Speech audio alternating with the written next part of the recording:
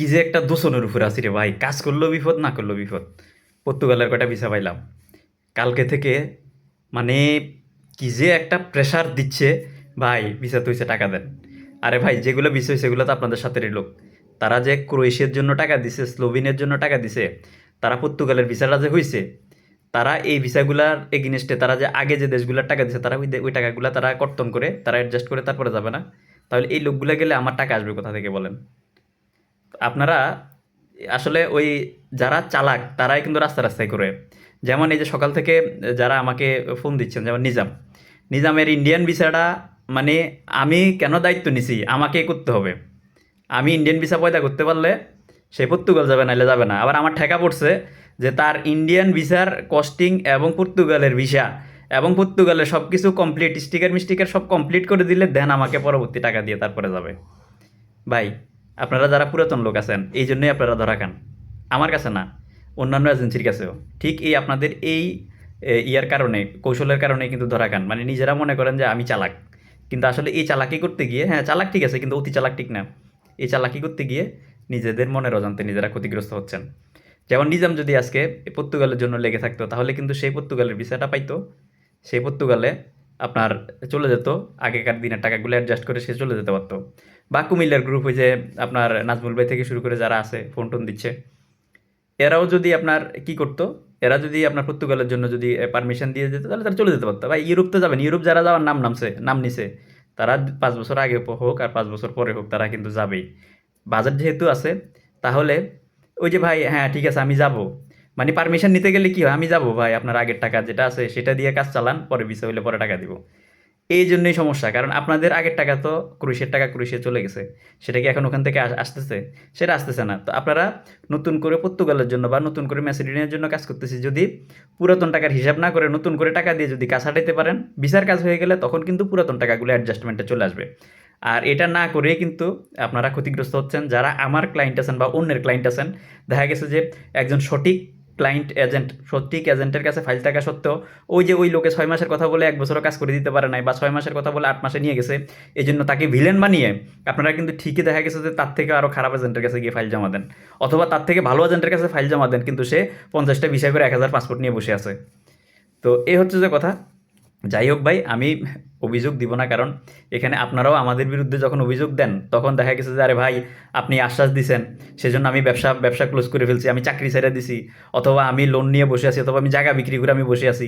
এই এক্সকিউজগুলো দেন কেন রে ভাই? আপনার ব্যবসা ক্লোজ করতে বলে কে? আপনাকে চাকরি ছেড়ে দিতে বলছে কে? আপনাকে ব্যবসা, আপনার জমি বিক্রি করে আপনার বা সুদের উপরে টাকা নিয়ে অথবা লোন নিয়ে আপনাকে টাকা ইয়ে করতে বলছে কে? আমরা কি কখনো কাউকে বলি যে 100% ভিসার গ্যারান্টি আছে, 100% আপনাকে পাঠাইতে পারবো?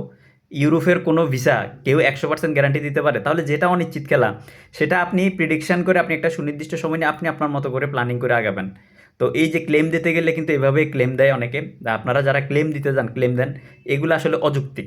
কারণ আমরা যারা সঠিক কাজ করি, রিয়েল কাজ করি, আমরা কখনোই কাউকে বলবো না যে আপনাকে 100% ভিসা করে দিতে পারবো। কারণ আমরা এমনও তো আছে, অ্যাপ্রুভাল এনে এম্বাসিতে পাসপোর্ট ঢুকেলে পরবর্তীতে আগের গ্রুপের লোক পালায় যাওয়ার কারণে পরে গ্রুপের স্টিকার হয় না।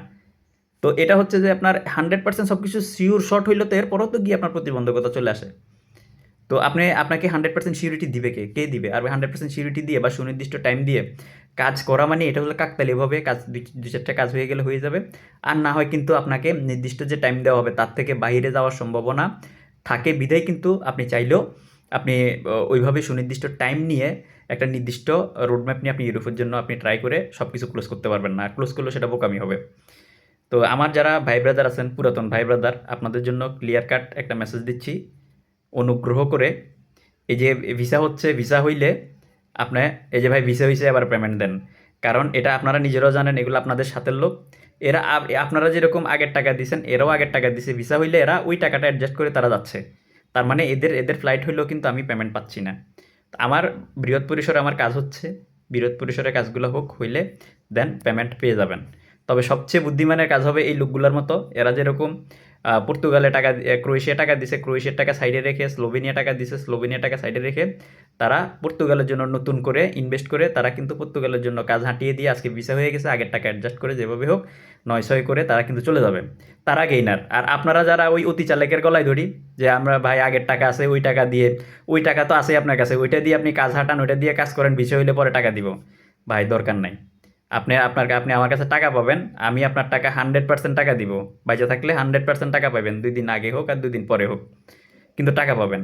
কিন্তু যদি একটু বুদ্ধি করে যদি, যেমন পর্তুগাল কাজ হচ্ছে বা ম্যাসেডোনিয়া কাজ হচ্ছে, যেই কাজ হাঁটানোর জন্য যে টাকা লাগে, নতুন করে সেই টাকা দিয়ে যদি কাজ হাঁটাই দেন, আগামী 3-4 মাস বা 5 মাসের মধ্যে আপনি ইউরোপ চলে গেলেন, আপনার সাথে আমার টাকাটাও অ্যাডজাস্ট হয়ে গেল, পুরাতন টাকাটা অ্যাডজাস্ট হয়ে গেল।